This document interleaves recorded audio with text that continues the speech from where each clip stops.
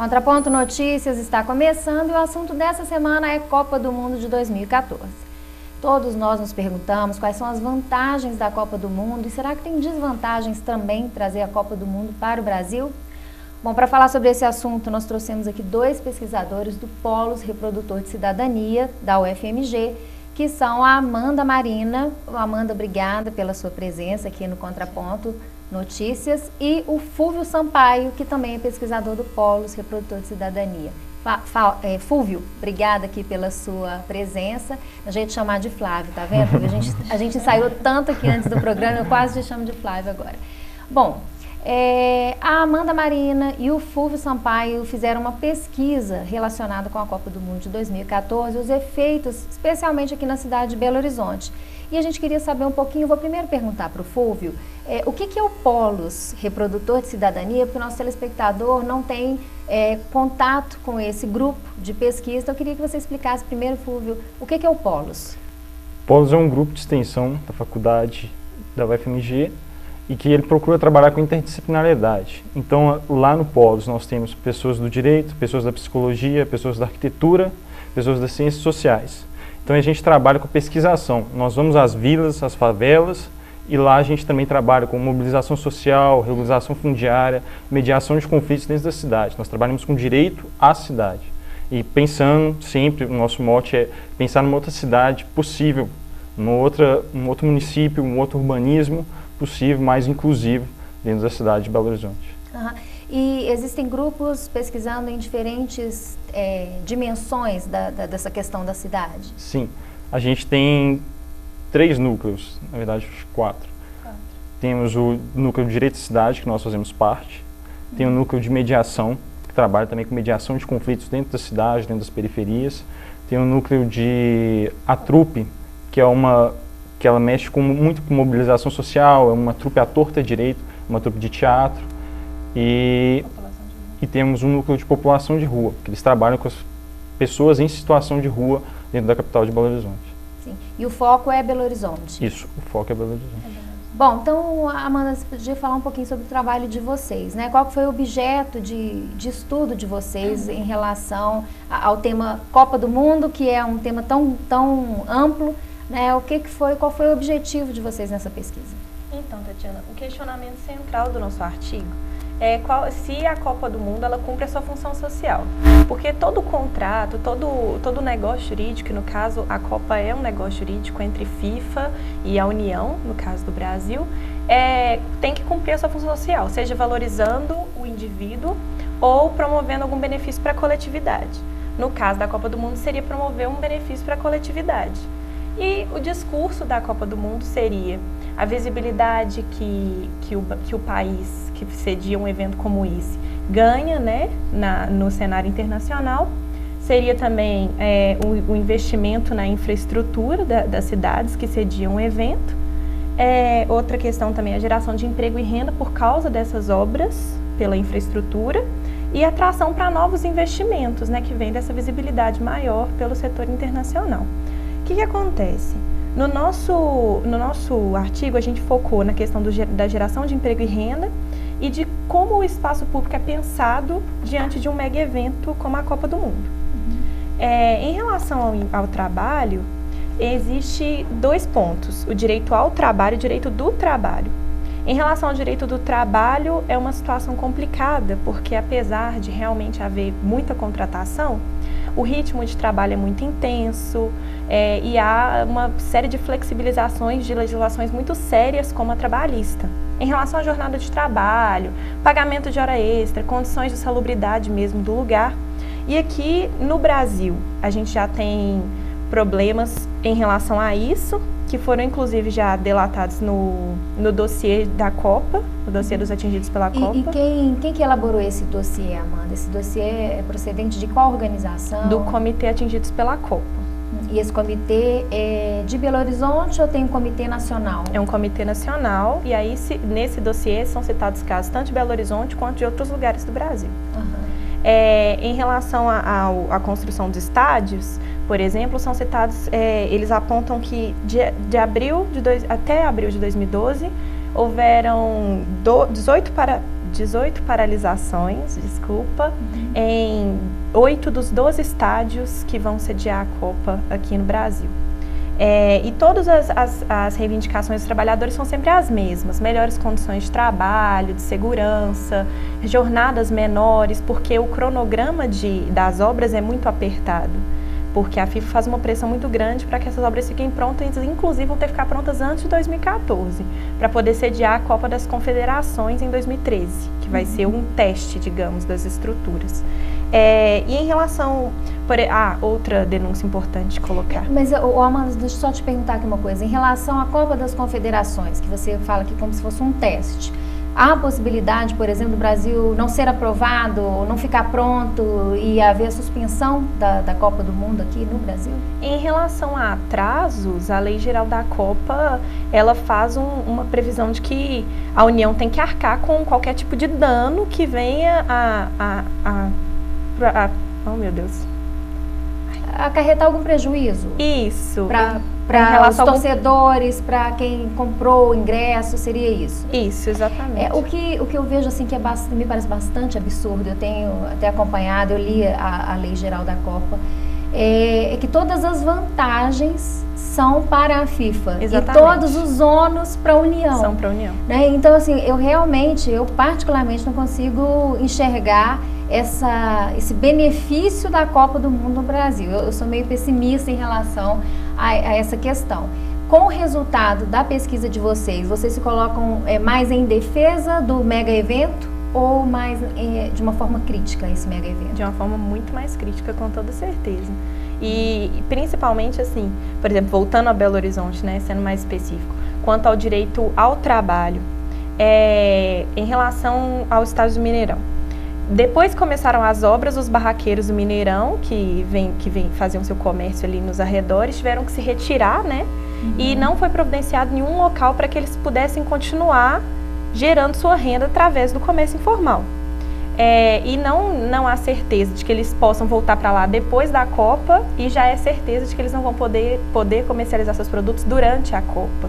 Porque, inclusive, a Lei Geral da Copa faz uma previsão em relação a isso, que a autorização depende da FIFA. Isso, só para as entidades parceiras, e ela inclusive tem a prerrogativa de determinar qual que vai ser a área em que não poderá haver comércio de nenhum tipo de produto alimentício ou de qualquer outra natureza nas regiões em que houver eventos relacionados à Copa. Então é um mega evento para beneficiar um grupo de amigos, né? Exatamente. E assim, com a autorização do Estado, com uma lei que autoriza que um grupo de pessoas se beneficiem do mega evento, né? E vocês acreditam que a população tem a expectativa de que vai ser bom, de que é vantajoso, né? Eu vejo algumas pessoas assim até mais entusiasmados, algumas pessoas mais entusiasmadas para estudar inglês, por exemplo, para receber os turistas, como se realmente fosse uma vantagem, uma oportunidade. Será que as pessoas estão realmente iludidas em relação a isso? O que você acha, Fulvio? Na verdade, acaba que a Copa traz mudanças no espaço urbanístico, que também traz consequências à população, principalmente a população de baixa renda. Então essas populações são muito afetadas, elas já vão perdendo a descrença, vão ganhando descrença nas melhorias que a Copa poderia afetar a vida delas. Mas tem um discurso apaixonado pela Copa, esse discurso eu acho que movimenta muitas pessoas ainda. Mas acaba que o benefício para a Copa vai se situar para as pessoas mais ricas, os grandes empresários de hotelaria, setores têxteis também estão se beneficiando com isso, e também essa atração turística. Então a cidade acaba se tornando um polo de atração de investimentos. Esse investimento vai para quem de novo? Para as pessoas que já têm um poder aquisitivo maior, as pessoas que detêm um poder econômico. Então, de novo, a Copa de 2014 ela vai fortalecer o Brasil, já é um país marcado por desigualdade social, vai fortalecer essa desigualdade. O impacto vai todo para a população mais pobre. Com toda certeza. E mais ainda em relação à lei geral, apesar de ter essa questão de que todos os ônus vão para a União, não há previsão de nenhum tipo de acordo, de código de conduta ou alguma coisa em relação ao trato com os direitos humanos. Não há nenhum tipo de previsão desse tipo assinada pela FIFA e imposta, né, pela União, para que não aconteçam violações como já estão acontecendo desde o início das obras, em relação ao direito ao trabalho e em relação ao direito ao espaço público, que a gente também teve esse foco no nosso artigo, em relação às obras. E essa questão do direito do emprego, eu ainda queria falar mais uma coisa. Essa geração de emprego e renda talvez fosse a mesma, ou melhor, seria a mesma se fossem obras em benefício da própria população, construção de hospitais, escolas. Então, é uma justificativa falha e enganosa, que na verdade não existe. Se fosse um investimento do próprio Estado, né, para obras de infraestrutura ou de melhorias para o próprio Estado ou para o município ou da União mesmo, geraria o mesmo número de empregos, seria isso? Do que essa obra para a Copa, só que a obra para a Copa ela vai ter depois um retorno maior para os grandes empresários. Para os grandes empresários, e ainda tem essa questão de que com o cronograma tão apertado, há um massacre mesmo aos direitos humanos em relação ao trabalhador e em relação à população de baixa renda, as remoções, que foi uma coisa que a gente também colocou no nosso Vocês chegaram artigo. a ter contato com esses vendedores ambulantes que agora ficaram sem ter, né, Os barraqueiros do Mineirão. Os barraqueiros do Mineirão, exatamente. Como que ficou essa questão? Eles, inclusive, se pronunciaram, né? Um dos seus representantes, o Hernani, se pronunciou no seminário Cidades e Alteridades, e a respeito da sua posição como barraqueiro, né? Eles tiveram uma perda muito grande em relação à renda, e são pessoas que realmente precisam desse dinheiro e que vão tentando sobreviver, tentando se relocar, assim, mas não tem nenhum outro lugar com autorização da prefeitura, por exemplo. Isso não acontece, por exemplo, hoje no Independência. O Independência, que recebe hoje os jogos, né, dos clubes da capital, o glorioso Clube Atlético Mineiro. E o clube, tem um outro clube aqui também, como que chama? O Cruzeiro. Cruzeiro, parece que tem esse clube ainda. Tem um outro, tem o América também. Tem o América também. Bom, mas dizem que agora, assim, o Cruzeiro, o negócio dele é vôlei, né? Então, a gente tem que respeitar o clube também. Mas olha só, o Estádio da Independência, ao receber os clubes mineiros, né? E aqui agora eu vou valorizar Minas Gerais, os grandes clubes mineiros, não conseguiu absorver essa oportunidade de trabalho para esses ambulantes que antes ficavam ali no entorno do Mineirão? Acho que é complicado porque não é só uma questão de realocar o comércio e a renda deles. É uma questão de familiarização também pelo ambiente que era antes o ambiente de renda deles, e também a questão de que eu acho que tem também os barraqueiros do Independência, né? Tem essa separação. Que de alguma forma não foi suficiente ou seja, eles não reproduziram aquele espaço, né, de trabalho e de geração de renda que eles tinham antes no Mineirão. Isso, inclusive eles chegaram a propor, né, uma negociação em relação a algum auxílio, né, enquanto e não houve da parte nem da prefeitura, nem do governo do estado, nem do governo federal, nenhum tipo de proteção aos direitos, né, deles ali de explorarem sua renda ali naquele local? Não houve. Inclusive, mesmo depois de orientação do Ministério Público do Trabalho, para que houvesse alguma providência tomada por parte da Prefeitura, não houve tomada de nenhuma providência. Então, o Ministério Público do Trabalho se manifestou sobre essa questão? Se manifestou, sim. Bom, eu quero voltar nesse assunto aqui, mas a gente vai fazer um pequeno intervalo e daqui a pouquinho o Contraponto Notícias volta falando mais um pouco sobre a Copa do Mundo de 2014. Não saia daí.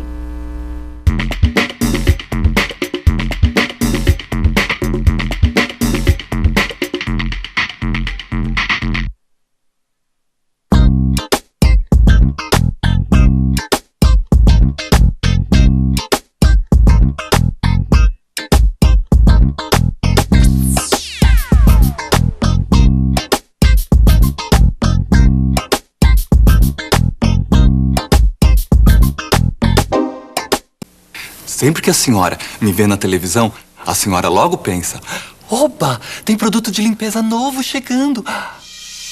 E tem. Só que este é um produto que vai deixar o seu filho de cara limpa e que vai acabar com toda a sujeira que as drogas estão querendo fazer com ele. Que é tão fácil de usar. Quer ver? Toda vez que aparecer alguém oferecendo drogas, a senhora pede pro seu filho usar as mãos e fazer assim para as drogas. Socorro, não estou sentindo nada. Não vai dar mais pra chorar, nem pra rir. Socorro, alguém me dê um coração, que esse já não bate nem apanha. Por favor, uma ajuda pequena, qualquer coisa que se faça, um aviso, um telefonema. Socorro, alguma rua que me dê sentido, em qualquer cruzamento, acostamento, encruzilhada. A exploração sexual de crianças e adolescentes é crime. Se você presenciar qualquer ato desse tipo, denuncie. A ligação é sigilosa e gratuita. Com a sua ajuda, podemos mudar o destino de muitas crianças.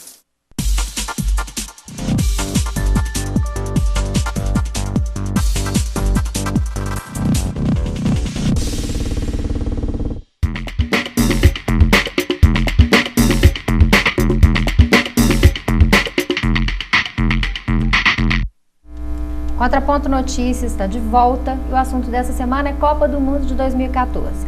Nós trouxemos aqui 2 pesquisadores do Polos, reprodutor de cidadania da UFMG, que são a Amanda Marina e o Fúvio Sampaio, que são pesquisadores, vieram aqui falar um pouquinho sobre a pesquisa que eles têm feito no Polos.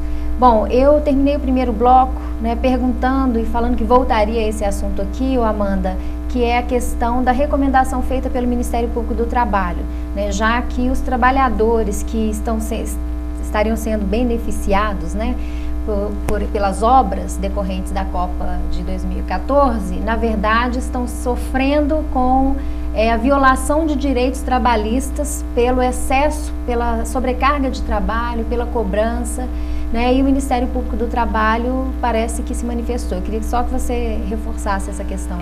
Foi em relação ao mais no âmbito do direito ao trabalho, né, que seria em relação aos barraqueiros do Mineirão, que tiveram a sua atividade profissional retirada, né, do seu lugar habitual por causa das obras do Mineirão. Então, a recomendação do Ministério Público do Trabalho para a Prefeitura foi que eles fossem ou realocados ou que houvesse algum tipo de bolsa auxílio. São muitas famílias cuja maior parte da renda vem desse trabalho. E, além disso, a gente também não pode esquecer do caráter cultural que existe, né, e histórico desses barraqueiros. Afinal de contas, acho que ninguém vai para o Mineirão e quer comer McDonald's no começo do... É verdade, todo mundo quer ou o seu espetinho lá do lado de fora ou seu feijão tropeiro, exatamente. Né? E eu queria saber o seguinte, bom, houve providência? Foi tomada alguma providência? Não foi tomada nenhuma providência. Até agora não foi tomada nenhuma providência, então que o Contraponto Notícias vai acompanhar isso, né? Nós estamos até 2014 para saber quais foram esses impactos. É verdade. Agora tem o seguinte, olha, eu e a Amanda aqui estamos batendo o maior papo, mas quando 2 mulheres se juntam, não deixam os homens falarem, né? E eu quero saber, Fúvio, qual foi a sua participação nessa pesquisa, senão você não vai conseguir falar. Pois é. Então, eu dei um foco especial à questão da moradia, essas mudanças que estão ocorrendo em todo o âmbito nacional, em 11 cidades vão ser sedes do evento da Copa. Eu dei um foco nessas mudanças que estão acontecendo. E dentro dessas mudanças eu peguei um relatório da Raquel Runick, de 2009, que ela fez um relatório para organizações dos direitos humanos, lá da ONU, e nesse relatório ela faz um discurso que me instigou, ela faz um relato sobre a questão do embelezamento das cidades.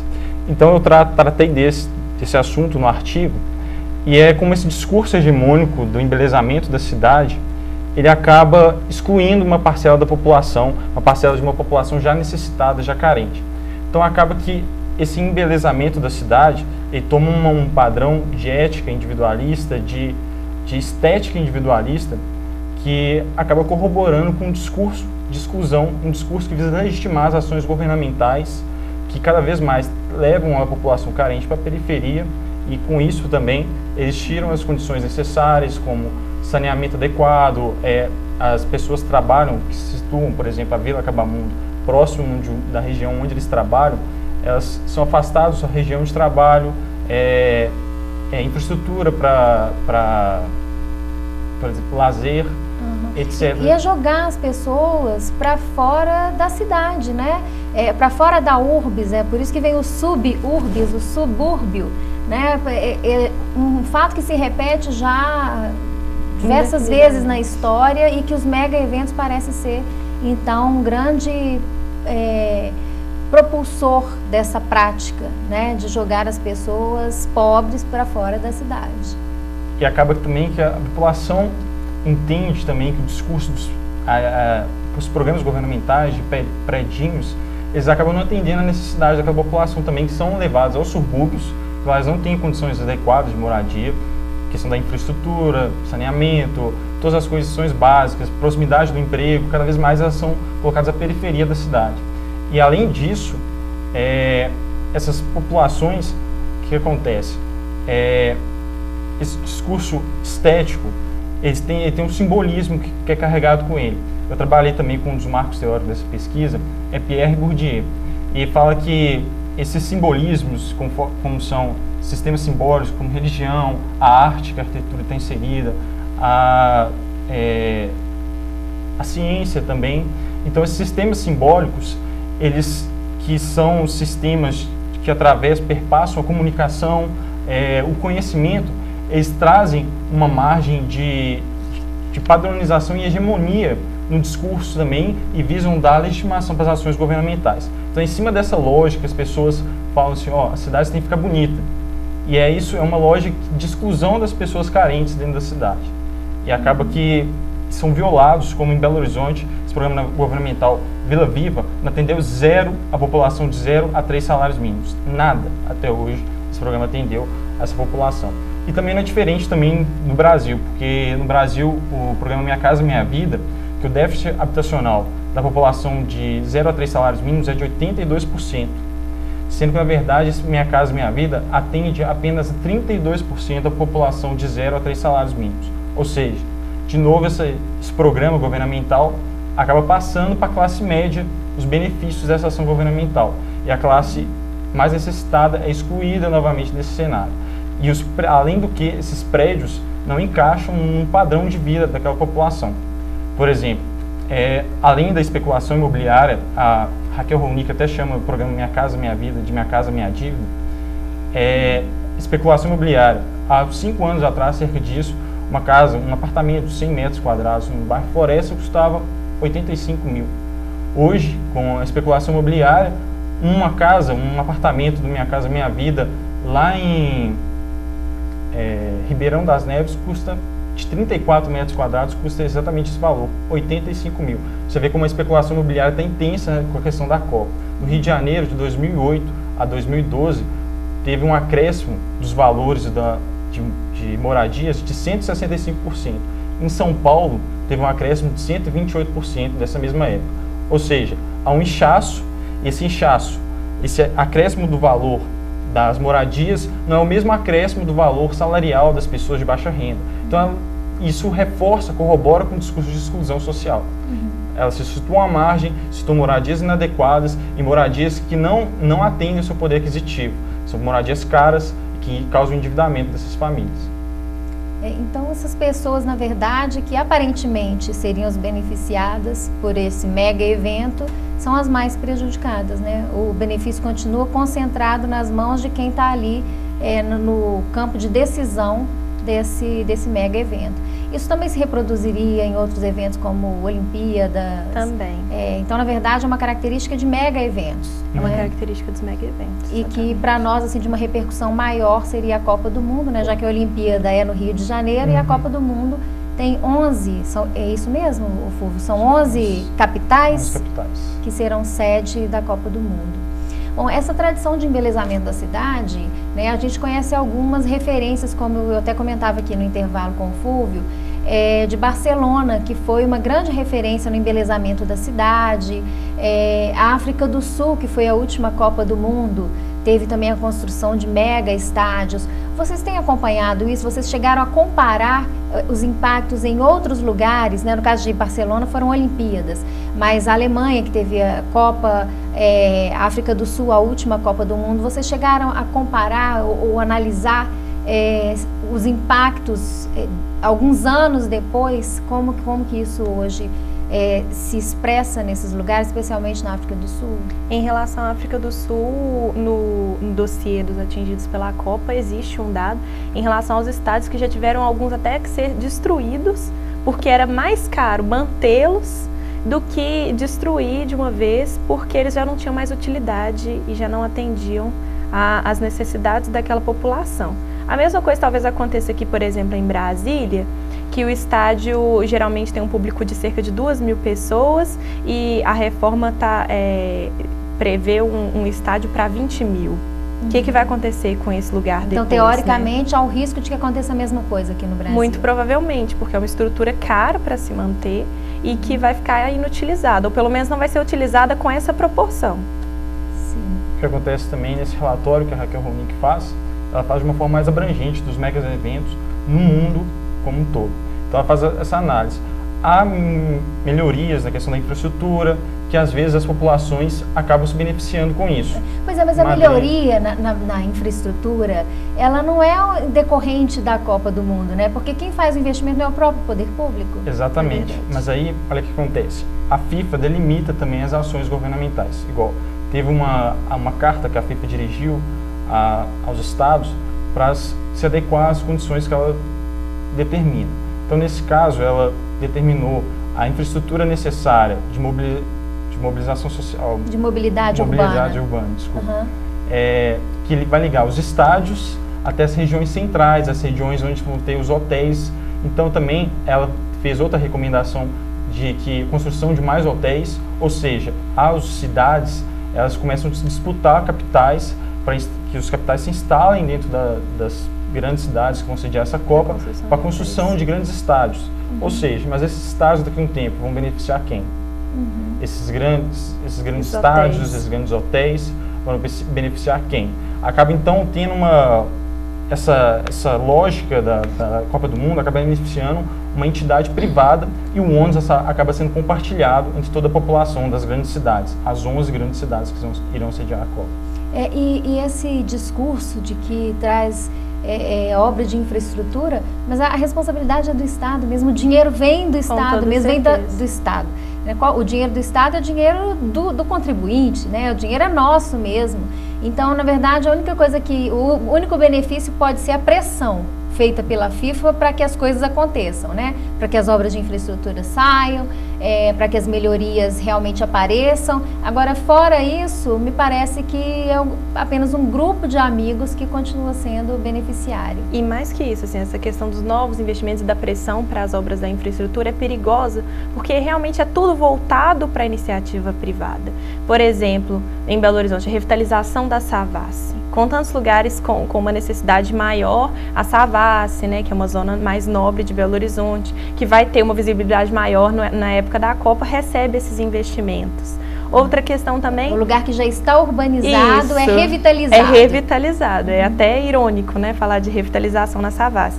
E essa questão da atração de novos investimentos, de maior visibilidade, é muito perigosa, porque a gente já está inserido nesse contexto de cidade-empresa, que é uma cidade que não é pensada para as pessoas, é uma cidade pensada para a iniciativa privada, pensada para as classes mais altas, em detrimento dos direitos das pessoas de baixa renda.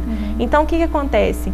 É um espaço público que é cercado, é um espaço público que é higienizado, onde a população de rua não tem direito de ficar ali, mas ela não tem uma república, ela não tem nada que atenda a sua peculiaridade, a sua necessidade como população de rua. Pelo contrário, ela é expulsa dali. Ela não combina mais com aquele lugar limpinho, bonitinho, arrumadinho, que combina mais com a classe média alta, né, com as famílias dos grandes empresários. Exatamente. A política é que a população de rua ela pode até ter o direito de passar por ali, mas ela não tem direito de permanecer, ela não tem direito de sentar no banco, ela não tem direito de fazer mais nada. Bom, gente, eu vou depois convidá-los aqui novamente, né, a TV Comunitária, para a gente acompanhar esse impacto aqui das obras da Copa do Mundo, da Copa de 2014, para a cidade de Belo Horizonte especialmente. O Contraponto Notícias fica por aqui. Eu agradeço a Amanda, Marina e o Fúvio Sampaio, acertei o nome dos dois. Bom, que estarão de volta aqui com a gente mais algumas vezes para a gente acompanhar aí o desenvolvimento, o desenrolar das obras para a Copa de 2014. Continue com a programação da TV Comunitária até a semana que vem.